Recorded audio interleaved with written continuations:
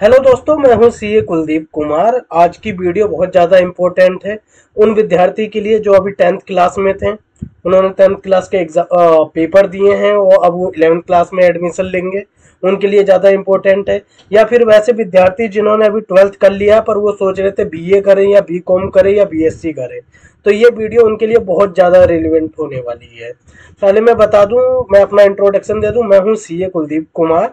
आज की वीडियो में डिस्कस करूंगा स्पेशली कॉमर्स साइड को लेके कि विद्यार्थियों को कॉमर्स साइड क्यों लेनी चाहिए। यदि उन्होंने 10th के एग्ज़ाम दिए हैं तो 10th के एग्ज़ाम के बाद उनके पास जब भी 11th में वो अपना एडमिशन लेंगे तो उनके पास ऑप्शन रहता है, या तो वो आर्ट साइड ले सकते हैं या साइंस साइड ले सकते हैं।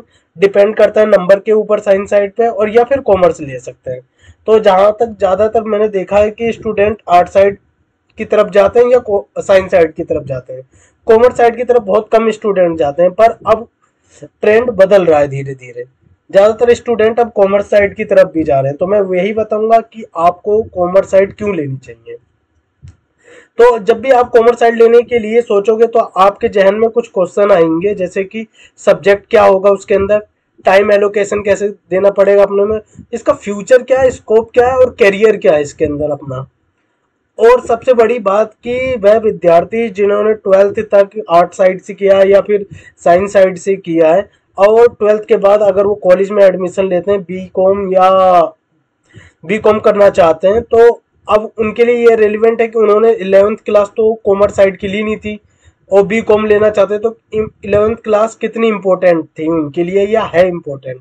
और जो अभी 10th में है तो उनके लिए भी ये रेलिवेंट है कि 11th क्लास पे कितना फोकस करना है उन्हें।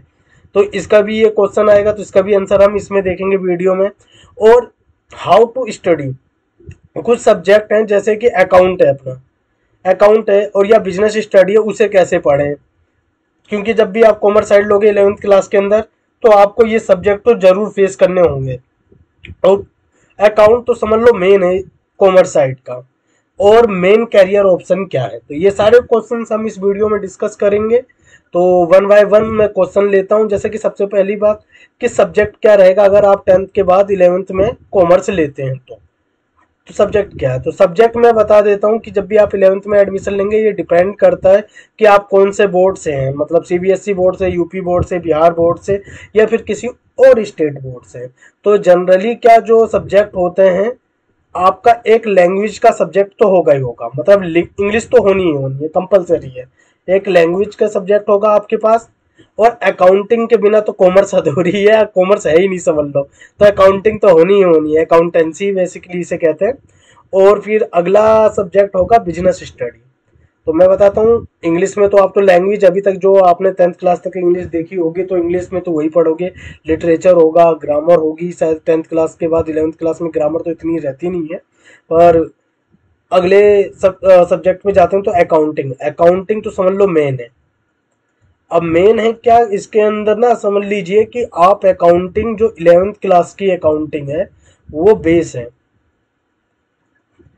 ये 11th क्लास आपका हर जगह काम आएगी, मतलब 12th में तो काम आनी ही आनी है। 12th के काम आने के बाद ये आपके बीकॉम में भी काम आएगी, एमकॉम में भी काम आएगी।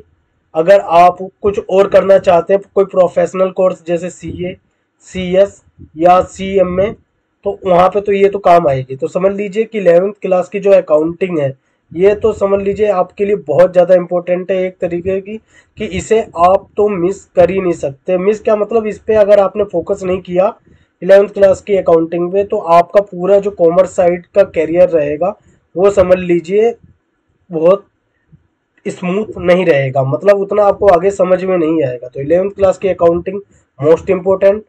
फिर एक सब्जेक्ट होता है business study. Business study basically क्या होता है ना कि ये थियोटिकल होता है सब्जेक्ट बिजनेस स्टडी।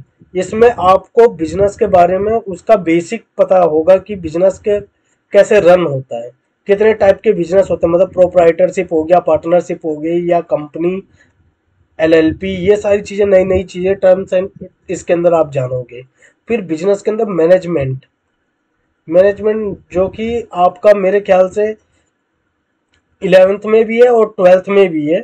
ये मैनेजमेंट के बारे में आप पढ़ोगे। और ये जितने भी इसके प्रिंसिपल्स पढ़ोगे आप मैनेजमेंट के, जो कि आपका काम आएगा जब भी आप बीबीए करोगे, एमबीए करोगे, तो वहाँ पे ये आपको बहुत ज़्यादा हेल्पफुल होगा। तो बिजनेस स्टडी पे भी आपको फोकस करना पड़ेगा। इकोनॉमिक्स एक नया सब्जेक्ट, नया तो नहीं है, आप लोगों ने 11th 12th में भी पढ़ा और 10th में भी पढ़ा होगा इकोनॉमिक्स, और ये 11th में भी है और 12th में भी रहेगा आपके पास इकोनॉमिक्स। तो ये इकोनॉमिक्स का समझ लीजिए, इसमें बहुत सारी नई चीज़ें आप देखोगे, जीडीपी के बारे में पढ़ोगे आप, और क्या कहते हैं नेशनल इनकम कैसे निकालते हैं उसके फॉर्मूलाज देखोगे इसके अंदर, फिर डिमांड एंड सप्लाई इसके बारे में भी आप पढ़ोगे। मतलब आप 11th और 12th क्लास की इकोनॉमिक्स भी मिस नहीं कर सकते। ये आपके कम्पिटिटिव एग्जाम अगर आप करोगे कभी भी, एसएससी, यूपीएससी या फिर किसी और स्टेट के पीसीएस के एग्जाम दोगे, तो यहाँ की इकोनॉमिक्स तो समझ लीजिए आनी ही आनी है और बहुत इंपॉर्टेंट है। तो ये भी बहुत इंटरेस्टिंग सब्जेक्ट रहेगा। और अब ये जो पांचवा सब्जेक्ट है ना, ये ऑप्शनल होता है। ये डिपेंड करता है कि मतलब जैसे कि बहुत से स्टूडेंट है जो कि मैथ के साथ कॉमर्स करते हैं, जो कि है, ये ज़्यादातर लोग सोचते हैं कि मैथ, कॉमर्स में मैथ तो होती ही होती है, पर अब ऐसा नहीं है। ऑप्शन के ऊपर है, डिपेंड करता है। हिंदी, कुछ लोग मैथ की जगह हिंदी ले लेते हैं, कुछ लोग अदर सब्जेक्ट होता है, जैसे कि जिसमें एक होता है फिजिकल एजुकेशन हो गया या कंप्यूटर साइंस हो गया। ये सारी चीज़ें, ये सब्जेक्ट हैं, ये भी ले सकते हो। बेसिकली आपके पास 5 सब्जेक्ट होंगे, जिसमें से इंग्लिश तो होनी ही होनी है, अकाउंटिंग तो होनी ही होनी है, बिजनेस स्टडी और इकोनॉमिक्स। इसके बाद पांचवा जो ऑप्शनल है, ऑप्शनल में आप मैथ लो, हिंदी लो, और या फिर कुछ क्या कहते हैं फिजिकल एजुकेशन हो गया या कंप्यूटर साइंस हो गया, ये भी है। तो मैं बता देता हूँ कि जैसे मैथ है ना, मैथ के बारे में बहुत से स्टूडेंट है परेशान रहते हैं कि मैथ अगर कॉमर्स में नहीं है उनके पास तो क्या उनका कैरियर का कैसा रहेगा, उनके कैरियर पे इसका इफेक्ट रहेगा या नहीं रहेगा। तो मैं एक चीज़ डाउट क्लियर कर दूँ आपको, पहले एक बार मैं ये क्लियर कर देता हूँ। मैं आप लोगों को एक डाउट क्लियर कर दूं कि मैथ आपके कॉमर्स साइड लेने के बाद कितनी काम आएगी, तो आप लोग भी समझ पाओगे कि ज़रूरी है कि नहीं है। एक्चुअली क्या, बहुत से ऐसे स्टूडेंट हैं जो अभी तक मुझसे मिले हैं, वो पूछते हैं कि हमारे पास मैथ नहीं है, हमने कॉमर्स साइड ले रखी है, तो क्या हमारा अब कुछ आगे स्कोप है कि नहीं है, हम कुछ कर सकते हैं कि नहीं कर सकते हैं। तो इसका बहुत बढ़िया आंसर है, मैं बताता हूँ कि मैथ हो या ना हो, मतलब आप विदाउट मैथ हैं या विद मैथ है, फ़र्क नहीं पड़ता। आपका कि आपने कॉमर्स साइड ली है तो आपके करियर पे कहीं ना कहीं इसका फ़र्क पड़ेगा कि नहीं पड़ेगा। हालांकि जैसे कि कुछ स्टूडेंट है, अगर वो एसआरसीसी में जाना चाहते हैं, एसआरसीसी में पहले का, अभी का तो मुझे क्राइटेरिया नहीं पता, पहले का था कि मैथ होनी चाहिए थी उनके पास, कंपलसरी है। मेरे पास मैथ नहीं थी, तो इस चक्कर में मैं नहीं जा पाया था एसआरसीसी के अंदर, वरना मेरे भी अच्छे नंबर थे तो रेगुलर कॉलेज मिलता मुझे भी। पर रेगुलर कॉलेज मिला ही था, मैंने उसे छोड़ के अपने सीपीटी दिए थे एग्ज़ाम, वो क्लियर हो गया था, तो आगे सीए की स्टडी जारी रखी और फिर मैंने सीए की तरफ ही सारा ध्यान दिया और आज मैं सीए हूँ। तो मैं बता देता हूँ, अगर आपके पास मैथ नहीं है तो फ़र्क नहीं पड़ता, जैसे मेरे पास नहीं थी मैथ, तो पर फ़र्क नहीं पड़ा, आज मैं सीए हूँ, कुछ फ़र्क नहीं पड़ता, क्योंकि आपको बेसिक स्टैटिक्स आती है, स्टैटिक्स है ये आपको आती है, कैलकुलेशन आपने करी रखी है, और फिर आपको क्या कहते हैं परसेंटेज, मतलब आपको नंबर के साथ खेलना आ गया है। नंबर के साथ खेलना आ गया तो इसका मतलब ये नहीं है कि आपको कि इसके अंदर फिर बहुत ज़्यादा एडवांस आपको मैथ चाहिए, और या फिर मतलब जैसे कि लॉग का आपको इतना होना चाहिए, या फिर परमुटेशन एंड कॉम्बिनेशन हो गया या मैट्रिक्स हो गया, ये सारी चीज़ों की इतनी कहीं काम नहीं आएगा इतना। अगर आपने ठीक ठाक स्टेटिक्स आपने अच्छी तरह कर रखी है, थोड़ा बहुत नंबर्स के आपको मतलब फॉर्मूलाज पता है, तो फिर इतना ज़्यादा आप पे वो इसका इफेक्ट नहीं पड़ेगा कि मैथ है कि नहीं है। तो मैंने आपको अपना ओपिनियन बता दिया। अगर आपके पास मैथ नहीं है तो इसका मतलब ये नहीं कि आप कॉमर्स में अच्छा स्कोप नहीं कर सकते, आपके पास चांस है, आप बहुत कुछ कर सकते हैं। एग्जाम्पल मैं हूँ, मेरे पास मैथ नहीं थी, आज मैं सीए हूँ, और फर्स्ट अटैम्प्ट में भी बना हूँ। मतलब फर्स्ट अटैम्प्ट मेरा इंटरमीडिएट फर्स्ट अटैम्प्ट में निकला था, फाइनल में अटैम्प्ट लगे, तो उसका तो कोई फ़र्क नहीं पड़ता, मैथ होने ना होने से कोई फ़र्क नहीं पड़ता उससे। अब अगले क्वेश्चन पे हम जाते हैं। मैंने आपको सब्जेक्ट समझा दिया कि सब्जेक्ट क्या क्या है, English, accounting, business study, economics, और ऑप्शनल में मैथ, हिंदी या अदर्स, ये होते हैं। अब अगला हम क्वेश्चन उठाते हैं, अगले में क्या है, टाइम एलोकेशन। टाइम एलोकेशन कैसे करें, मतलब हमने कॉमर्स ले ली, सब्जेक्ट हमें पता चल गया, अब टाइम कैसे देना है। तो टाइम एलोकेशन का मैं आपको बताता हूँ। जब भी आप 11th में जाओगे या फिर बी कॉम में, मतलब जिन्होंने 12th तक आर्ट साइड से किया या बी साइंस साइड से किया, वो बी कॉम में एडमिशन ले रहे हैं क्योंकि फैसिलिटी है। आप अगर साइंस साइड से हैं या आर्ट साइड से बी कॉम कर सकते हैं आप। तो मैं वही देख के आपको बता रहा हूँ। तो आपको टाइम एलोकेशन क्या करना है, मान अकाउंटिंग पे तो आपको ज़्यादा फोकस करना है। मतलब अगर 100% में से आपको मान के चलिए 50% से लेके 60% अकाउंटिंग पे फोकस करना है पूरा। आधा टाइम आपको अकाउंटिंग पे देना है। बिजनेस स्टडी रहता है, वहां पे आपको बेसिक समझना है, बेसिक और बिजनेस इन्वायरमेंट, ये सारी चीजें आपको पढ़नी है। ये थियोटिकल रहता है, ज्यादातर थियोटिकल सब्जेक्ट है ये। तो इस पे भी आपको टाइम देना पड़ेगा, पर इतना भी नहीं कि आप इसमें मास्टरी कर लो। एमबीए, हाँ अगर आपको बीबीए आपने प्लान कर रखा है, एमबीए प्लान कर रखा है, तो फिर तो आपको थोड़ा सा और ज़्यादा इस पे फोकस करना पड़ेगा। पर इस पे भी आपको 25% टाइम तो देना ही पड़ेगा। और लगभग 25% भी ज़्यादा हो गया तो 20% तो टाइम आपको बिजनेस स्टडी के लिए देना पड़ेगा। और इकोनॉमिक्स, इकोनॉमिक्स आपको काम आएगी क्योंकि ये बीकॉम में भी है, आपको वहाँ पे भी एग्जाम इसके देने पड़ेंगे बीकॉम एमकॉम के अंदर, तो वो पीछा नहीं छोड़ेगी इकोनॉमिक्स। तो उसके हिसाब से आपको इस पे भी टाइम देना पड़ेगा। और फिर इसका आप अगर कम्पिटिटिव एग्जाम का सोच रहे हैं तो वहाँ पे भी ये इकोनॉमिक्स बहुत काम आएगी। तो इस पे भी आपको कम से कम 20% टाइम देना पड़ेगा। मतलब टोटल मिला के अकाउंटिंग का 50% पकड़ लो, और 20% बिजनेस स्टडी और 20% ही है। मतलब ये 3 सब्जेक्ट पे आपको पूरा 90% टाइम देना है। हालांकि मैं ये मान के चलता हूँ कि आपके पास मैथ नहीं है, तब मैं बता रहा हूँ। अदरवाइज अगर आपके पास मैथ है तो फिर आपको मैथ पे भी प्रॉपर टाइम देना पड़ेगा, क्योंकि 12th में आपके जब भी परसेंटेज बनेंगे तो मैथ के भी नंबर जोड़ेंगे उसके अंदर, तो मैथ के भी नंबर जोड़ेंगे आपको। तो अब ये आपके ऊपर है कि अगर आपके पास क्या सब्जेक्ट है। अगर आपके पास मैथ नहीं है तो 50% आप अकाउंटिंग को दीजिए, मतलब आधा टाइम अपना अकाउंटिंग, क्योंकि इसका बेस आपको मजबूत करना बहुत ज़रूरी है, मोस्ट इम्पोर्टेंट है ये। फिर उसके बाद बिजनेस स्टडी पे भी फोकस कीजिए, और फिर इकोनॉमिक्स पे भी। और मैथ को तो अगर मैथ है तो प्रॉपर टाइम दीजिए आप। तो मैथ भी आपका समझ लीजिए कि 20% आपको मैथ को भी देना है, तो 10% आपको कहीं से अपना टाइम कम करना पड़ेगा। कहने की बात यह है, आप अपनी सहूलियत के हिसाब से टाइम एलोकेट कीजिए, पर अकाउंटिंग को तो आपको आधा टाइम देना ही देना है। और इतना तो आप समझ गए होंगे कि अकाउंटिंग मोस्ट इम्पोर्टेंट है।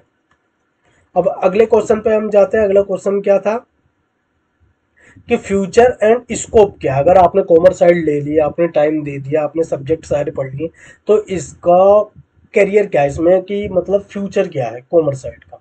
कि अब मैं आपको बता दूं कि इसका फ्यूचर क्या है। अब जैसे कि आप देख रहे होंगे आज का ज़माना किस चीज़ का, इस समय स्टार्टअप हमारी इकोनॉमी के अंदर हर कोई स्टार्टअप की बात कर रहा है। खासकर जब से एक दो वो टीवी पे प्रोग्राम आने लग गए शार्क टैंक टाइप, तो जब से तो स्टार्टअप की बात हर कोई करने लग गया। तो जब स्टार्टअप इकोनॉमी के अंदर, तो इसका मतलब बिजनेस है, और बिजनेस है तो इसका मतलब है कि वहां पे कॉमर्स है, समझ लो। तो कॉमर्स के अंदर अगर आपने बी कॉम कर रखी है, एम कॉम कर रखा है, तो आपका, और यदि फिर आपने बीबीए कर लिया, एमबीए कर लिया, मतलब बेसिकली आपको अकाउंटिंग की सारी चीज़ें पता है, तो आपके लिए हमेशा करियर के ऑप्शन खुले हुए हैं। हर बिजनेस में अकाउंटेंट की रिक्वायरमेंट होती है, हर बिजनेस के अंदर फाइनेंस मैनेजर की रिक्वायरमेंट होती है, हर बिजनेस के अंदर आपका मतलब एक समझ लीजिए कि ऑडिटर की रिक्वायरमेंट होती है। तो आपने अगर कॉमर्स साइड ली है तो आपके लिए लिमिटलेस ऑप्शन है, आप कुछ भी कर सकते हैं। और आप कुछ नहीं तो अगर आपने ये सारी चीज़ें करी, अगर आपको अपना कुछ बिजनेस करना है तो आपके पास बिजनेस प्लान बनाने के लिए इतनी आप में क्षमता होगी, पढ़ने के बाद आप खुद का स्टार्टअप कर सकते हैं। इसलिए आपको कॉमर्स साइड लेनी चाहिए। मतलब अगर आपने कॉमर्स साइड ले ली 11th में, तो आपका समझ लीजिए आप किसी के ऊपर डिपेंड नहीं रहेंगे। मोस्टली क्या होता है कि जो बीए करते हैं या बीएससी करते हैं, मैं ज़्यादातर की बता रहा हूँ, पर बहुत सारे ऐसे हैं कि जो खुद का बिजनेस करते हैं, स्टार्टअप करते हैं, उन्हें मैं हटा के वो कर रहा हूँ, वो दूसरी किसी कंपनी में जॉब करते हैं या फिर क्या कहते हैं कहीं किसी पे डिपेंडेंट रहते हैं। पर आप अगर कॉमर्स साइड लेते हो तो आप उनसे ज़्यादा सक्षम होगे, ये मान के चल रहा हूँ मैं कि आप उनमें थोड़ी सी क्षमता ज़्यादा होगी उनसे। पर ये मैं ऐसा नहीं है कि सबके लिए कह रहा हूँ, क्योंकि बहुत से ऐसे स्टूडेंट मैंने देखे हैं जो बीएससी करते हैं या बीए करते हैं, उसके बाद भी उनमें एक ना कहीं बिजनेस करने की क्षमता ज़्यादा देखी है मैंने। तो वो मैं उन्हें हटा के कह रहा हूँ। तो कुल मिला के बात है कि इसमें अपॉर्चुनिटी बहुत अच्छी है, आपका फ्यूचर सिक्योर हो जाता है अगर आपने कॉमर्स साइड ले रखी है और आप में स्किल है। दो चीज़ें, कॉमर्स साइड है, स्किल है, तो फिर आपका फ्यूचर सिक्योर है। तो और इस पे और आगे बात करेंगे हम वीडियो में। अब जब तक अगला क्वेश्चन देखते हैं हम। अगला क्या है, इज 11th क्लास इंपॉर्टेंट। अब देखो ये ज़्यादा महत्वपूर्ण क्वेश्चन है कि इज 11th क्लास इंपॉर्टेंट। यदि आप 10th क्लास में हैं, 10th क्लास के बाद आपने अब 11th क्लास में एडमिशन लेंगे, तो पहला केस ये है।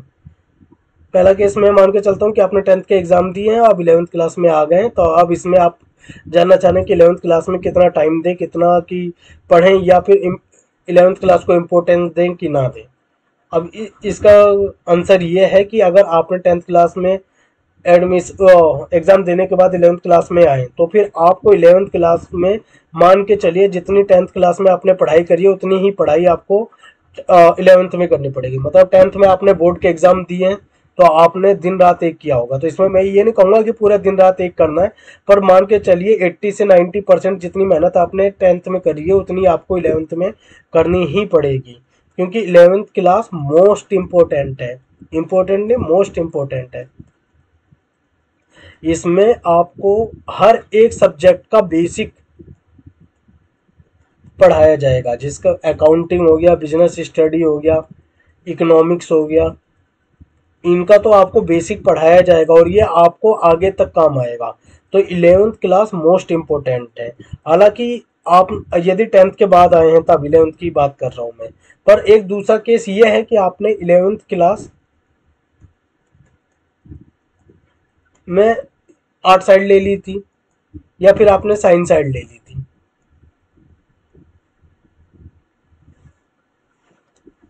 आप आर्ट साइड से हो या फिर आप साइंस साइड से हो,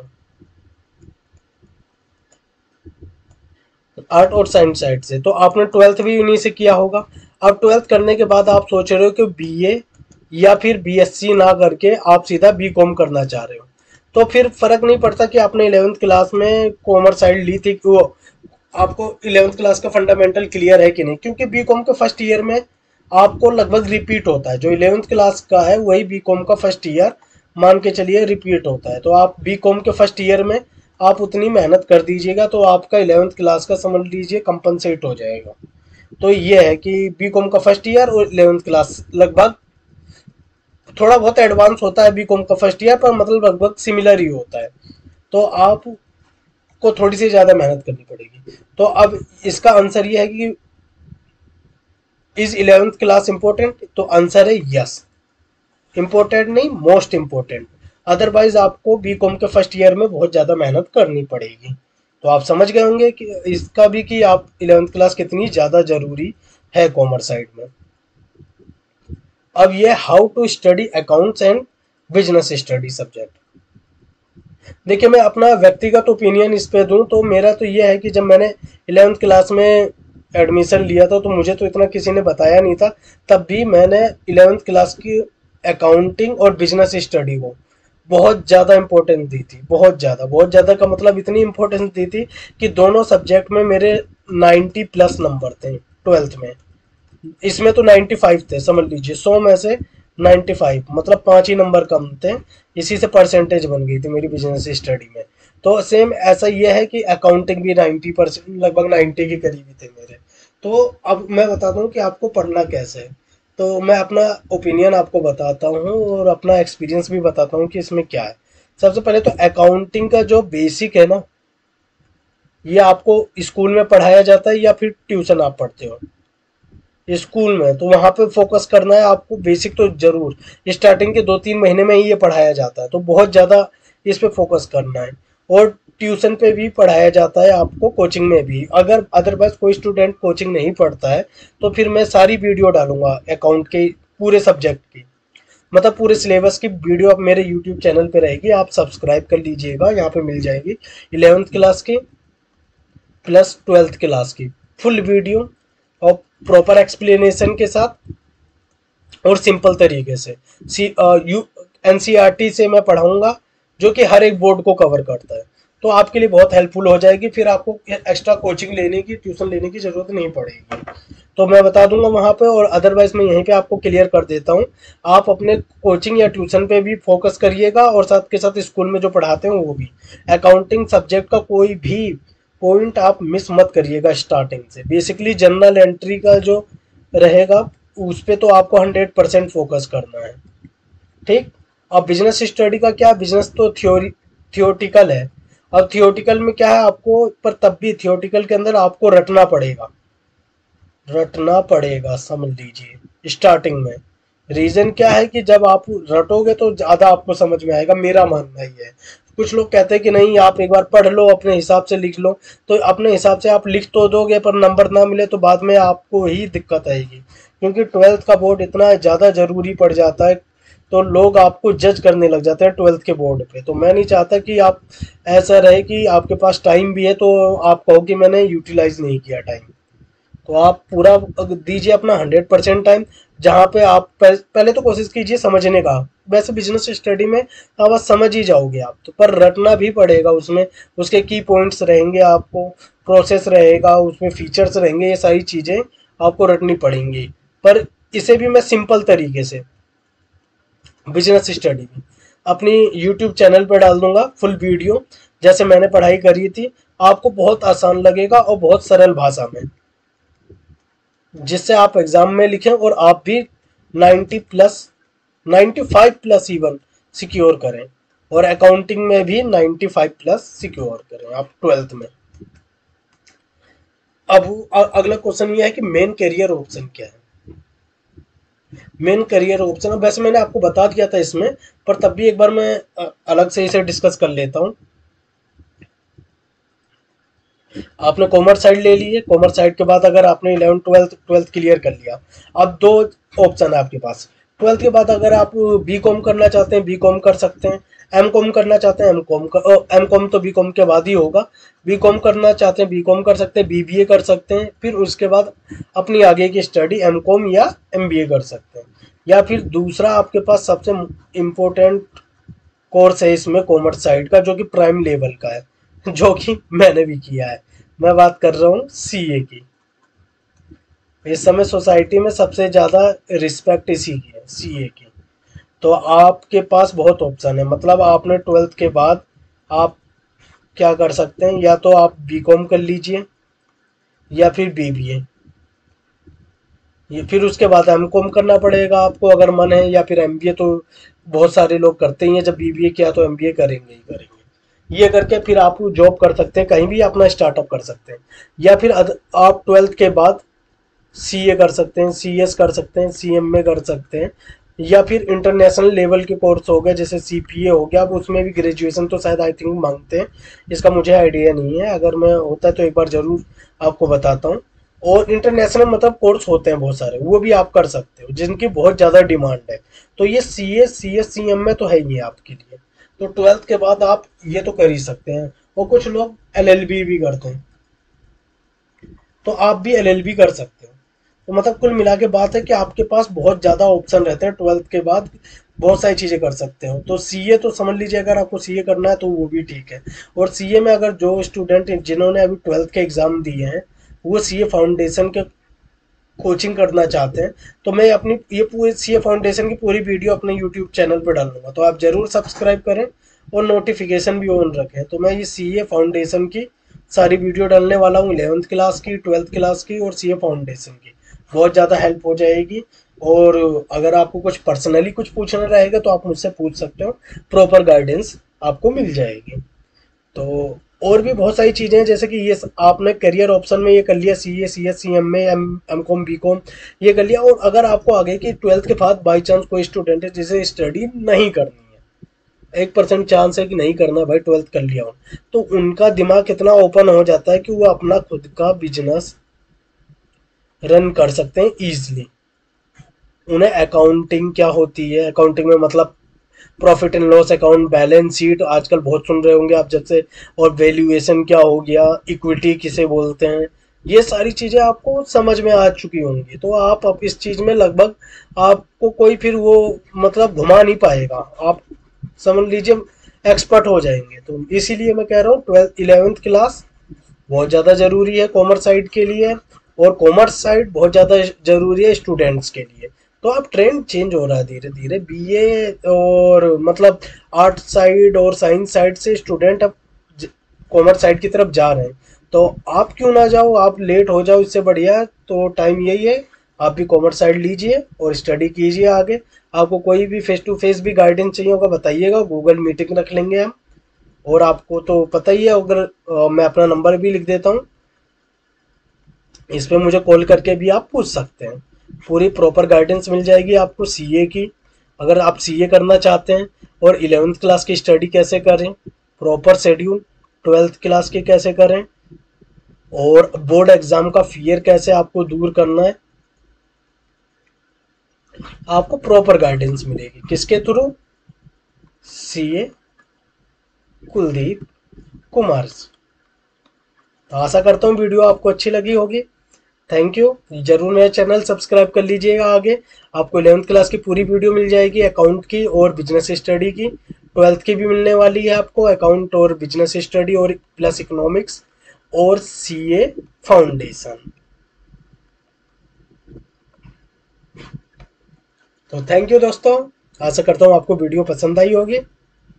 और हमने आज इस वीडियो में सारे चीज़ों का, ये जितने भी प्रश्न थे आपको आ सकते थे आपके जहन में, उन सबका आंसर हमने ढूंढा। सब्जेक्ट क्या क्या होते हैं कॉमर्स साइड में, टाइम एलोकेशन कैसे करना है, फ्यूचर क्या है, इज 11th क्लास इंपॉर्टेंट, तो आंसर है यस। और अगर अदरवाइज आपको बीकॉम फर्स्ट ईयर में ज़्यादा मेहनत करनी पड़ेगी, हाउ टू स्टडी ये आपको बता दिया मैंने, और मेन करियर ऑप्शन भी आपको बता दिया सरल भाषा में। तो आप सबको फिर से थैंक यू।